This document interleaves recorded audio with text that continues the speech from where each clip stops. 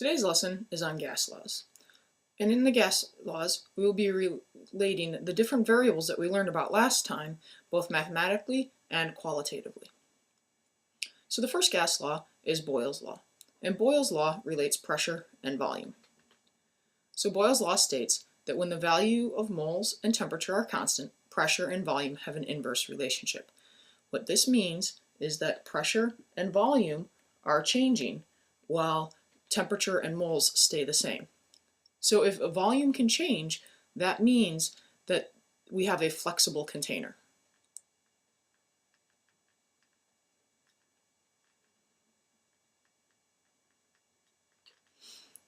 Such as a balloon. Also, when we're dealing with a flexible container, that means that the internal pressure and the external pressure are also the same.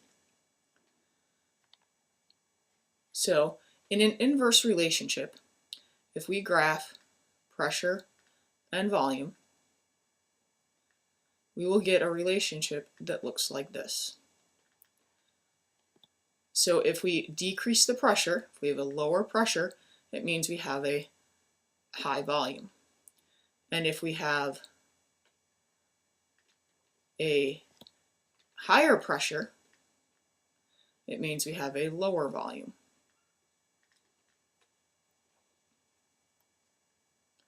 So we're going to, I'll show you some examples of demos that show you what this looks like in real life.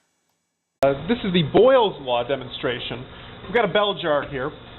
It is hooked up to a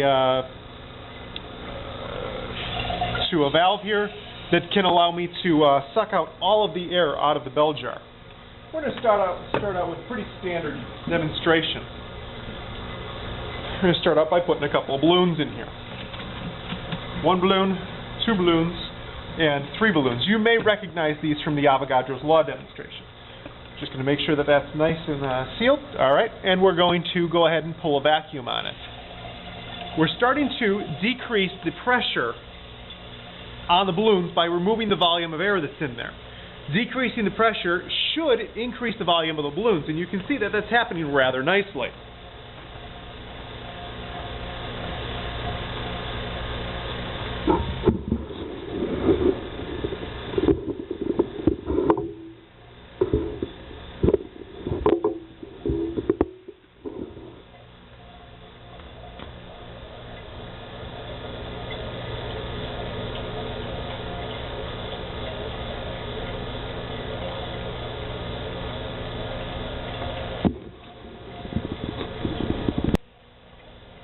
Okay, now what I can do now is I can actually release the valve, and that's going to let all the air back out so the balloon should get small. Ooh, hey, that broke one balloon. Now there's room for the others to expand as more air gets sucked out. Oh, and we only have one left. Maybe I won't move that valve yet. Well, it probably would be best if I went ahead and moved the valve. Let me shut off the vacuum tube. All right, the vacuum pump is off, and now what I'm going to do is I'm going to release the pressure. Think for a moment, what should happen when I release this valve and I allow air to come back into the bell jar? Increase in pressure should decrease the volume of the balloon.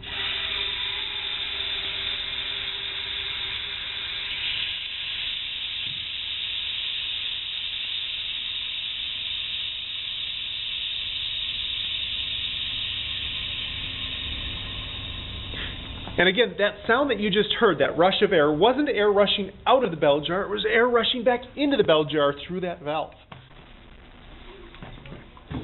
And just because you thought that the bell jar has no real application in real life, this is a pair of bell jars.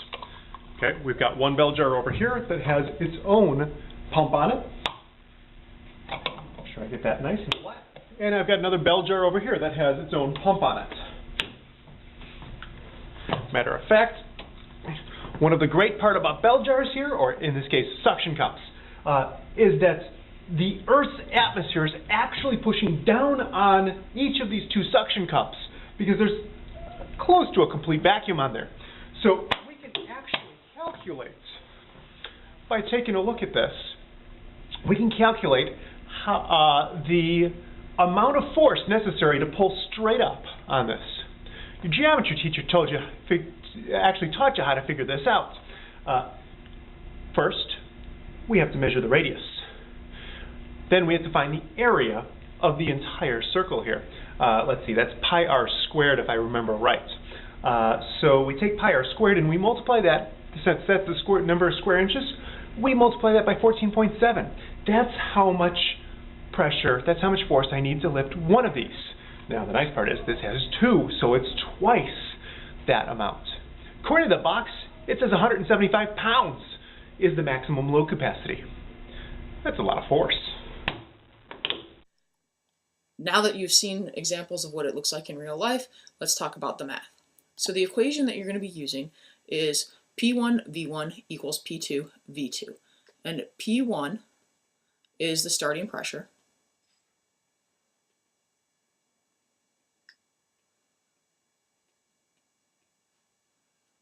V1 is the starting volume.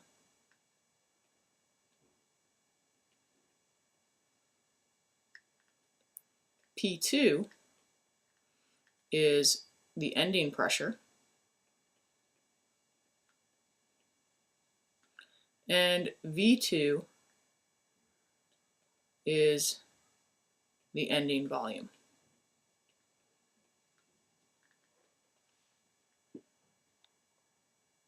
So let's look at this in an example problem. So a balloon at standard pressure is inflated to 1.5 liters. What pressure will the balloon be at if the volume changes to 2.3 liters? So the information we're given is that we're at standard pressure.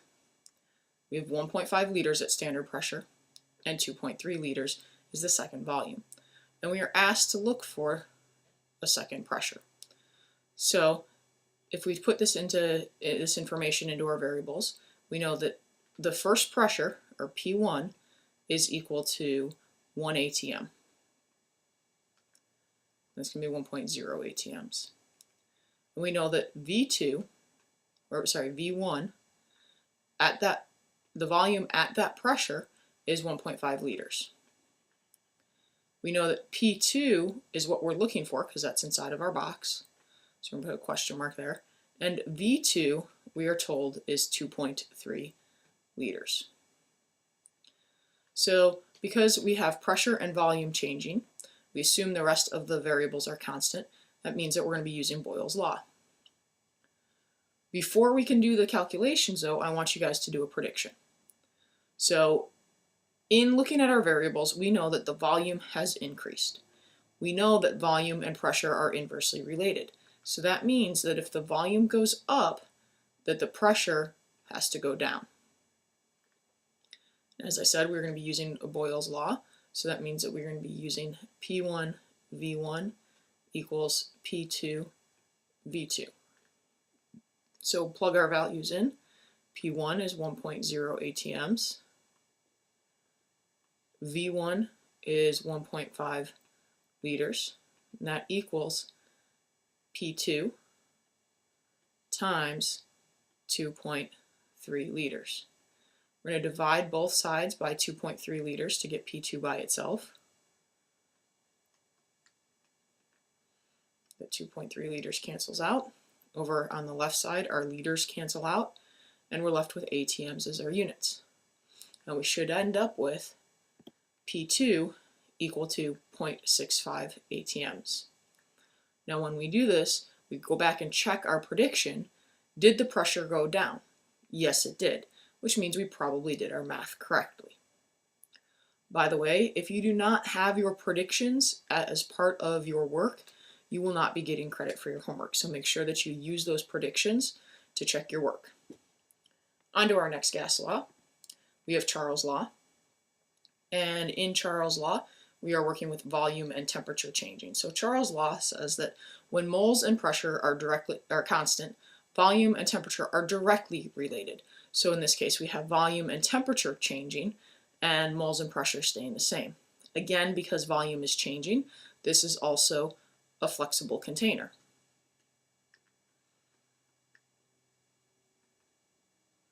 And again, our internal pressure and our external pressure will be equal. So the way that this works, because they're directly related, if we graph them, if we have volume on one side and temperature on the other, we're going to get a graph that looks like this. So if we have a high volume, it means we're going to have a high temperature.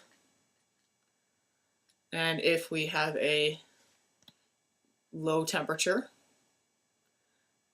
it means that we have a lower volume as well.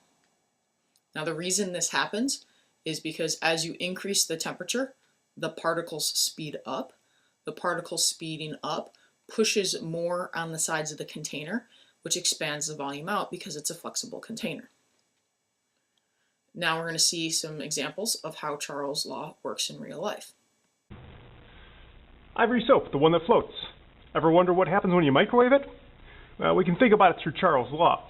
Ivory soap floats because it's a whipped soap. They whip air bubbles into it. So just think about Charles' law for a second here.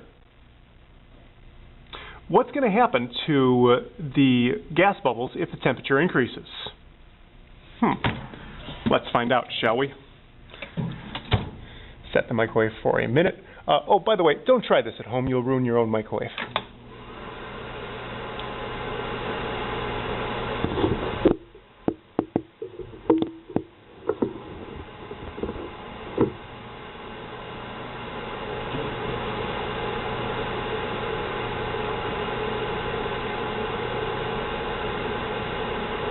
You can see on the right side of the soap right now what's going on.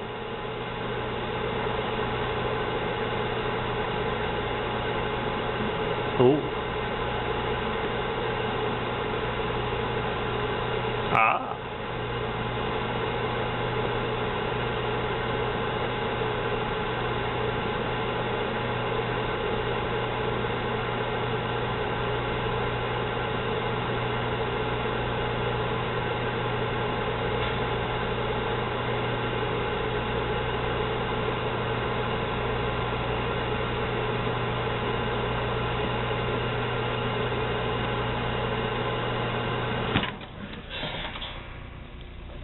As you can see there, the soap is a little bit warm, but it's extremely light and fluffy now.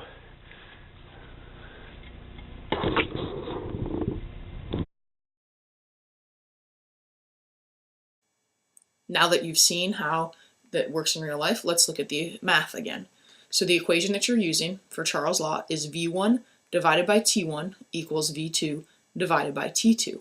So V1 is the starting volume.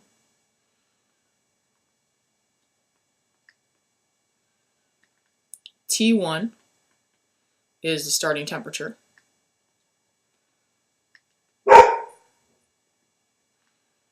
V2 is the ending volume.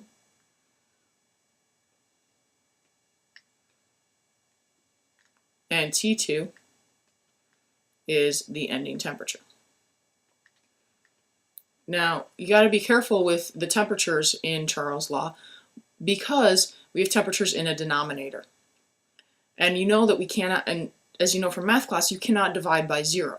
Well, if we put degrees Celsius in here, then water freezes at 0 degrees Celsius, so it's very possible that we can have gases at 0 degrees Celsius, and we can't divide by that.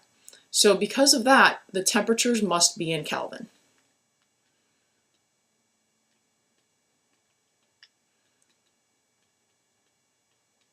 And the reason we do that is because Kelvin is an absolute temperature scale.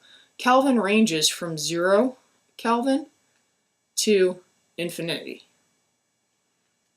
So because we're not going to really have a 0 Kelvin, that means that the movement of the particles has completely stopped, and that's not really going to happen. It's a theoretical temperature. You will always be dealing with a gas at a temperature higher than 0 degrees Kelvin, and that eliminates the need to divide by 0, which we mathematically, then this is a justifiable operation. In addition, if you were to be using Celsius, you could also very easily have a negative temperature. And in negative temperatures, that would mean that we'd have a negative volume. We could have a negative volume as well, and that doesn't make sense. So again, temperature must be in Kelvin. It doesn't work if the temperature is not in Kelvin. And in our example, a container at standard temperature occupies 5.3 liters. If the temperature is raised to 25 degrees Celsius, what is the new volume? So the information we're given is standard temperature, 5.3 liters, 25 degrees Celsius, and we're looking for the new volume. So putting this information into assigning variables to this information, we know that T1 is standard temperature, so that's going to be 273 Kelvin. We were told that at that temperature, so that's V1, is equal to 5.3 liters. T2, we're told, is 25 degrees Celsius. But we know that we need to put that into Kelvin, so we're going to add 273 to that to make it Kelvin, and that will give us 298 Kelvin. And V2 is what we are looking for. So before we put this into our equation, again, we need to make our prediction. Well, temperature went from 273 to 298. That means that our temperature went up. The volume, then, because we have a direct relationship, should also go up, which means that we're expecting our volume to be something larger than 5.3 liters. Now let's plug this information into our equation of V1 over T1 equals V2 over T2. So V1 is 5.3 liters divided by T1, which is 273 Kelvin, is equal to V2, which we don't know, over 298 Kelvin. Now to get V2 by itself, we're going to multiply both sides by 298 Kelvin.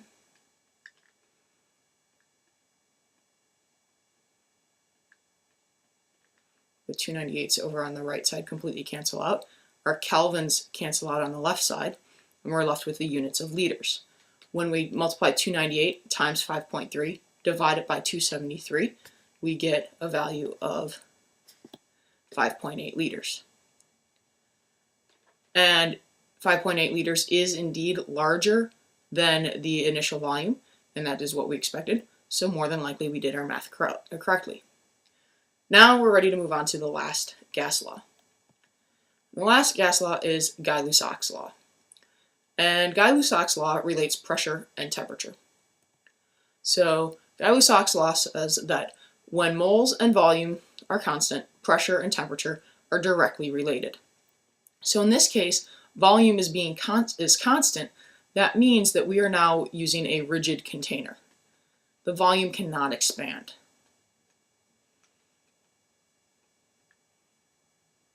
So in a rigid container, volume can't change, so you know you're using GasLaws' law. And so if we look at a graph of temperature and pressure, we will again have a direct relationship. So that means that at a lower temperature, you will have a lower pressure. And if we raise the pressure, then we're going to raise the temperature.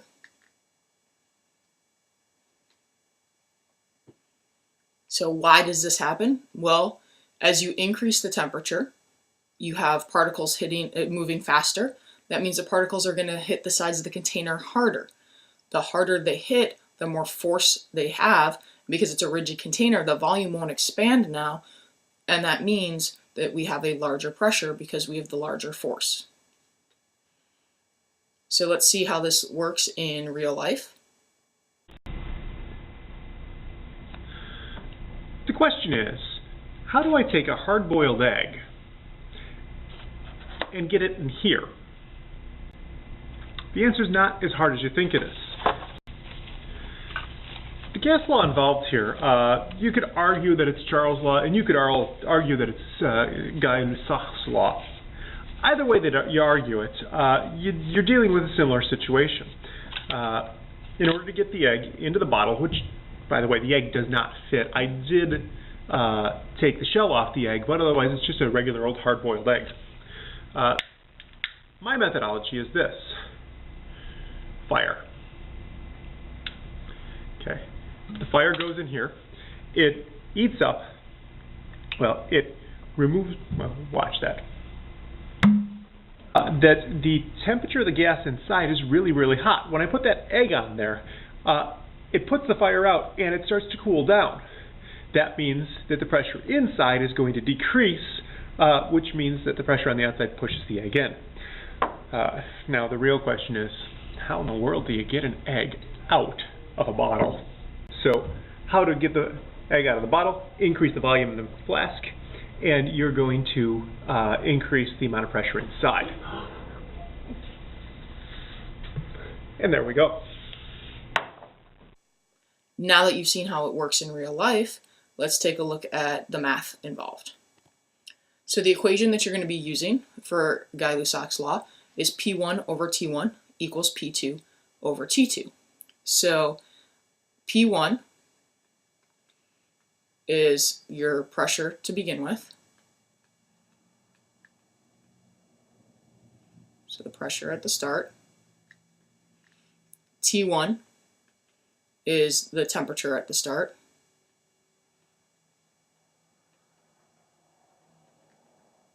P2 is your pressure at the end.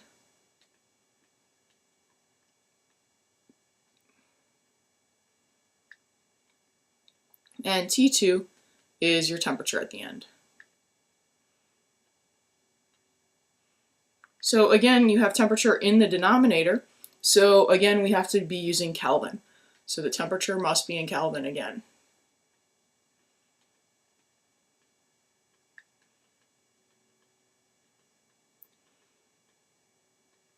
And one thing to note, that especially when you are dealing with temperature and pressure, you have both standard temperatures and standard pressures. So when you have both standard temperature and pressure as a condition, we call that STP. And that means standard temperature and pressure. So that means that that condition is 273 Kelvin and 1 atm of pressure, or 760 millimeters mercury, depending on what the other pressure is. And let's do an example. So a 2.5 liter container at standard temperature has a pressure of 790 millimeters mercury. What is the new pressure in atms when the container is cooled to 200 Kelvin? So we're given 2.5 liters, standard temperature, and pressure of 790 millimeters mercury. We're also told that it's cooled to 200 Kelvin. And we're asked for the new pressure in atmospheres. So we have one thing in a box, which makes sense because we're going to be looking for just that one item. And then we have 4 things underlined. Well, it doesn't make sense. That means one of these things has to be a distractor. So let's look at the information that we have underlined. We have 2 temperatures underlined, 1 pressure underlined, and inside the box is a second pressure. That means this volume here is a distractor. It's extra information that we don't need. So we're not going to use it. We're just ignoring that. Now let's put this into the variables that we have. So standard temperature, so T1, standard temperature, which we just said was 273 Kelvin. And that pressure is 790 millimeters mercury. We are told that the second temperature is 200 Kelvin. And that the second pressure is what we're looking for. And we want it in atms. So we're going to do our prediction first, so 273 to 200. That means that the temperature decreased, which means because the pressure and the temperature are directly related, if the temperature goes down, the pressure should also go down. Now we can plug this information into our equation of P1 over T1 equals P2 over T2. So pressure 1 is 790 millimeters mercury. Temperature 1 is 273 Kelvin. That equals pressure 2, which we don't know, divided by 200 Kelvin. So we're going to multiply by 200 Kelvin on both sides to get the pressure by itself. And again, our 200 Kelvins cancel out. Our Kelvin here cancels out. We have 200 times 790 divided by 273, and we should get P2 is equal to 580 millimeters mercury. So 580 is definitely smaller than 790, so the pressure did go down. However, we're not done because it asks for the pressure in atmospheres, and right now I'm in millimeters mercury. So that means that I have to take my 580 millimeters mercury and use dimensional analysis to get it to atmospheres. So using my standard pressure conversions, I know that millimeters mercury, there are 760 millimeters mercury equal to 1 atmosphere.